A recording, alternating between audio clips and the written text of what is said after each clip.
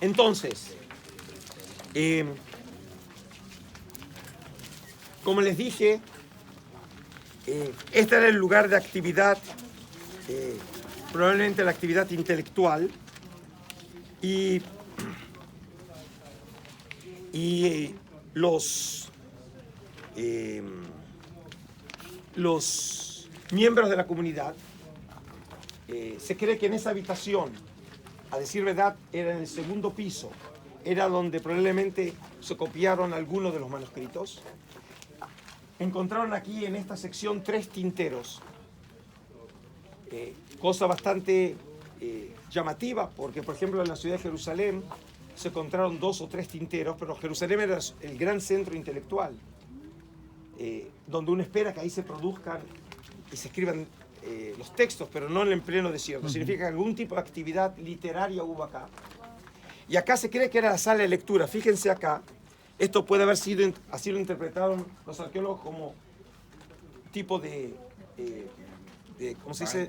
De bancas, esa es la palabra, de bancas. Aquí se encontró un gran número de lámparas de aceite. Piensen ustedes que acá había techo, y por lo tanto significa que en este lugar probablemente era un lugar dedicado a la lectura, y para eso necesitan iluminación. A la noche no le funcionaba bien el wifi, entonces no podían estar conectados en Netflix y no les quedaba otra que leer. Entonces era en esta sala, y probablemente estas salas, por lo menos así fue entrevertado por Debo y por otros, puede haber sido como la biblioteca en donde se mantenían algunos de los manuscritos. Si estamos hablando de una comunidad entregada a la vida espiritual. Y precisamente tienen que entender que estas personas vienen aquí precisamente para buscar una alternativa de vida a la vida urbana. Y el símbolo de esa vida urbana era precisamente el templo. El último libro que publiqué hace 2 años en España, lo llamé del tabernáculo al templo, sobre el espacio sagrado en el judaísmo antiguo. Y traté de explorar el significado de la institución de templo en Israel desde las tradiciones más antiguas, con el tabernáculo del desierto, hasta la destrucción del templo en el 70 por los romanos. Y realmente una de las cosas que aparece ya incluso en los estratos más antiguos de la tradición bíblica, que no todos los israelitas estaban satisfechos con el concepto de templo. Porque otra vez, no solamente el pueblo de Israel es un pueblo del desierto, también el Dios de Israel es un Dios del desierto. Y habita las montañas, no un edificio construido por los hombres. Y entonces, por ejemplo, les recuerdo en el pasaje de 2 Samuel 7, cuando David le comenta al profeta Natán la idea que él vive en un palacio y el Dios de Israel vive en una tienda. Y entonces él, digamos, la propuesta de él es construir una casa también a Yahvé. Y en un primer momento le parece una buena idea a Natán, hasta que a la noche se le revela a Yahvé. Y él le dice, pero yo siempre he vivido en una tienda y he estado con el pueblo. Y dice, yo no he solicitado una casa. Fíjense que otra vez tenemos el tema de la montaña. Es el lugar en donde habita Yahvé, como el monte Sinaí. Es decir, es un territorio sagrado, un espacio sagrado hecho por las manos de Dios, mientras que el templo es un espacio sagrado hecho por las manos de hombre. Y les recuerdo que ese mismo tema aparece en el texto de Marcos, en el juicio a Jesús, en donde cuando aparecen los testigos falsos según los evangelios, justamente le hacen referencia a Jesús, que él dice que va a destruir un templo hecho por manos de hombre, y mientras que el templo que se va a construir será no hecho por manos de hombre. Probablemente el Jesús de la historia haya dicho algo parecido, pero no implicando que él lo iba a hacer, o lo iba a destruir, sino el mismísimo Yahvé, a quien él representaba como profeta escatológico. Pero otra vez aparece este mismo tema. Ellos están ahora en el desierto, como dijimos, es un espacio divino. Y probablemente Qumran era interpretado como un espacio sagrado. Y en ese contexto de espacio sagrado, estos hombres están entregados al servicio divino. Antes me hicieron la pregunta si vivieron mujeres acá en Qumran. Es un tema muy disputado. Lo único que puedo decir es que desde el punto de vista de la arqueología, los testimonios de presencia de mujer son mínimos. Y no hay nada parecido a Qumran en ningún otro lugar en la tierra de Israel. Significa que probablemente algo de las tradiciones antiguas parecerían tener razón. Por ejemplo, hay un texto que se utiliza hasta hoy en día como una de las fuentes históricas más importantes para identificar Qumran con los esenios. Y es la fuente de Plinio el Viejo, que es un geógrafo romano del siglo I contemporáneo de Josefo. Y en su Historia Natural dice así, les leo solamente un párrafo. Al oeste del Mar Muerto, nosotros estamos al oeste, se encuentran los esenios. Es un pueblo único en su género y admirable en todo el mundo, más que cualquier otro. Sin mujer alguna y habiendo renunciado enteramente al amor, sin dinero, no teniendo más compañía que las palmeras. ¿Por qué? No porque sea un grupo misogénico. Tengo que agregar, no hay ningún texto en los rollos del Mar Muerto que hable en contra o niegue la posibilidad del casamiento. Es más, hay documentos que hablan sí de relaciones familiares, incluso de relaciones maritales. Pero la conclusión que llegan los antiguos historiadores como Josefo, Plinio el Viejo o Filón de Alejandría, el filósofo judío, ellos llegan a la conclusión que no se casan, ¿no? Que estaba prohibido casarse. Y es porque, ¿por qué no van a haber mujeres acá? Yo diría que el mejor texto en uno de los libros que encontré para explicar probablemente en lo que pensaban los qumranitas es el famoso texto de la primera carta a los Corintianos de Pablo, el famoso texto sobre la virginidad y la institución del matrimonio. Y claramente dice ahí Pablo que él no está en contra del matrimonio. Pero Pablo dice que si una persona se casa, entrega la mitad de su vida a la mujer y la otra mitad a Dios. Pero si alguien tiene que entregar toda la vida a Dios, no hay lugar para la vida familiar. Es decir, y por eso no puede ser casual que los textos no hablen de relaciones o de una organización familiar en derredor de Juan Bautista. Tampoco Jesús se casa, tampoco Pablo se casa. Los apóstoles, incluso si tuvieron familia, las dejaron para acompañar al maestro. Es decir, están entregados totalmente al servicio de Yahvé. Y este lugar invita, precisamente, porque es el desierto, es la búsqueda de los orígenes. Es un lugar que invita a la espiritualidad. Y entonces, para continuar esta visita, quiero ahora que vayamos, si dijimos... ¿Perdón? Ok. Quiero que ahora avancemos, vengan por favor. Vamos a pasar del lugar de la actividad espiritual a uno de los lugares donde se llevaba a cabo una de las ceremonias más importantes de la comunidad, que era la comida comunitaria. Por favor.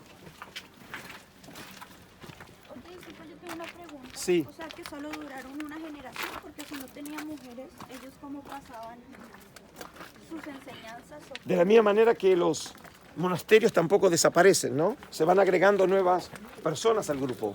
¿Y cómo se hacían a conocer? La pregunta es interesante. Nosotros no lo sabemos cómo se hacían conocer, pero seguramente era un grupo muy prestigioso. Y como sucede con los monasterios, en este lugar se podía recibir dos de las cosas más importantes que la gente son capaces de matar para recibir: comida y educación, que siempre cuesta muchísimo dinero. Es decir, el que era miembro de esta comunidad tenía asegurada su educación general y además también su supervivencia, ¿sí? Y en ese sentido, entonces, eso puede explicar qué podía sentir la gente de atractivo para poderse incorporar a este grupo. ¿Ok? Entonces, vengan por aquí, por favor. I don't think we can understand our religion without understanding Judaism and understanding the history. I agree with you.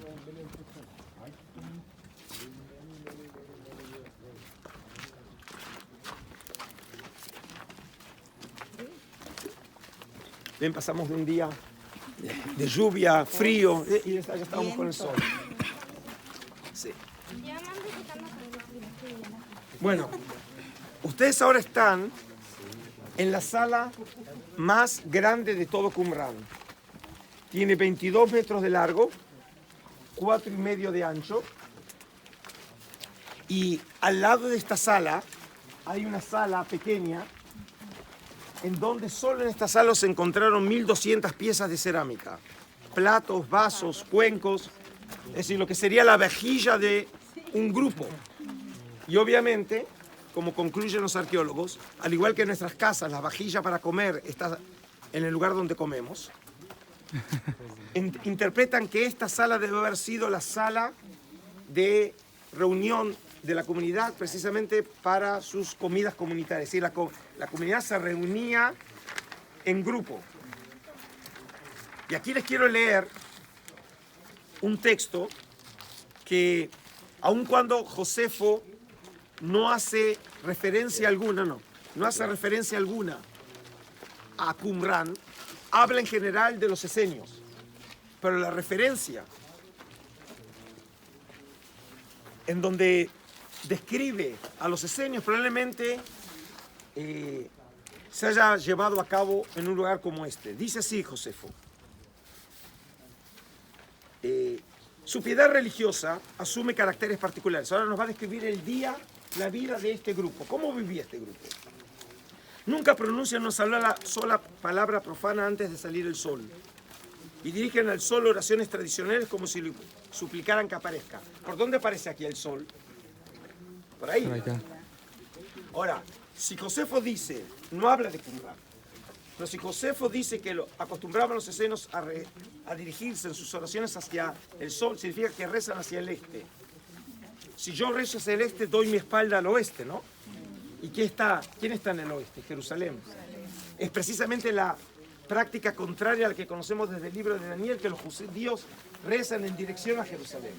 Significa que este grupo, utilizando el lenguaje que llamamos the body language, ¿no? El lenguaje del cuerpo, se oponen a Jerusalén y a su templo, mostrando su desdén hacia Jerusalén, dándole la espalda y dirigiendo sus oraciones hacia el este. Luego los encargados envían a cada uno a trabajar en su oficio, lo que hacen con gran empeño hasta la hora quinta. Y luego se reúnen de nuevo en un mismo sitio. Se envuelven el lomo con una faja de lino y se lavan todo el cuerpo con agua fría. Es decir, que Josefo dice que un momento muy importante antes de la comida comunitaria que vamos a leer en el próximo párrafo era la purificación. Todo este lugar está rodeado por albercas rituales. Entonces, la explicación sería, dado que ellos tienen que comer en un estado de pureza ritual absoluta, es lógico que el lugar de purificación esté muy cerca del lugar donde se come, porque termina la purificación y entran aquí. Este es el lugar. Y después de esta purificación se congregan en una sola sala particular. Como dije, no hay sala más grande en Qumrán que esta, donde no puede entrar ninguna persona profana. Significa solamente los full members, los miembros plenos de la comunidad pueden participar de esa comida.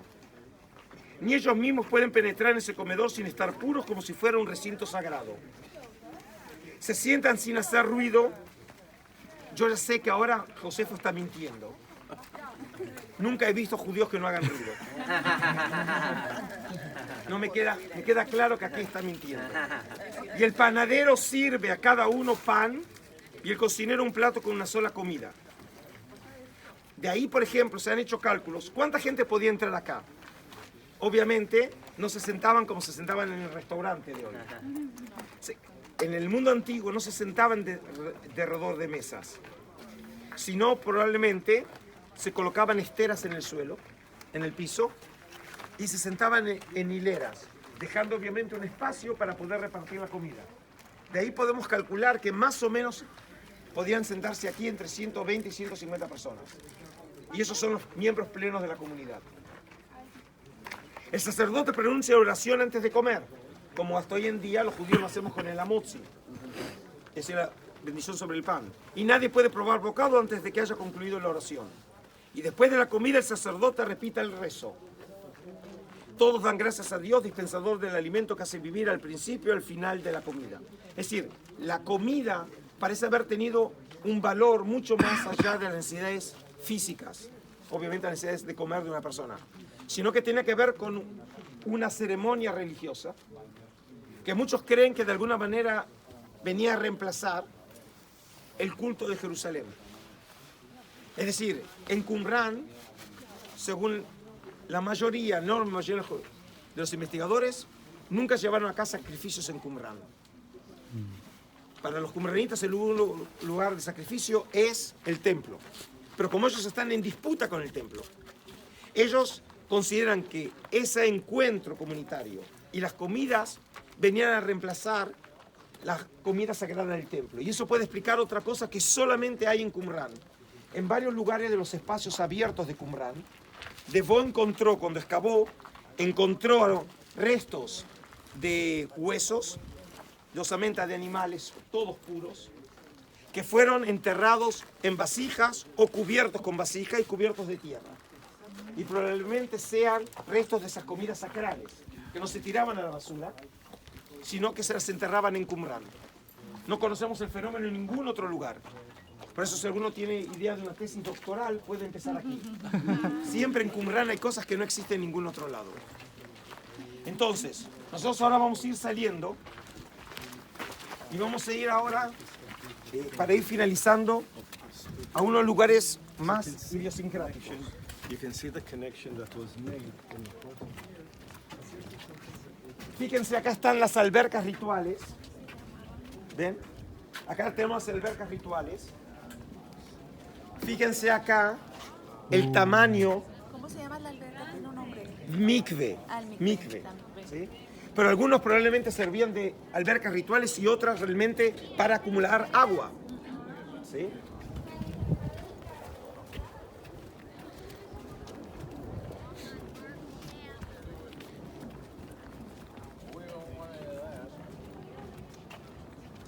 Esto funcionaba como si fuera una cisterna, ¿ok? Pero luego tenemos también las albercas rituales y todo formaba parte del sistema de agua.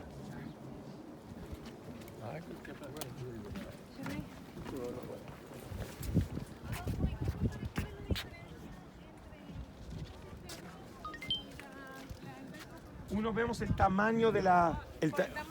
Uno por el tamaño.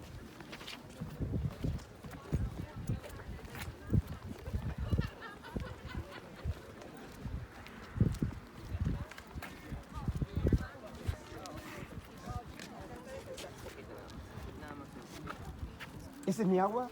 Perdón, ¿ese es mi agua? Gracias. Bueno. No, está bien. Todo bien con los tiempos, Perfectísimo, ¿no? perfectísimo.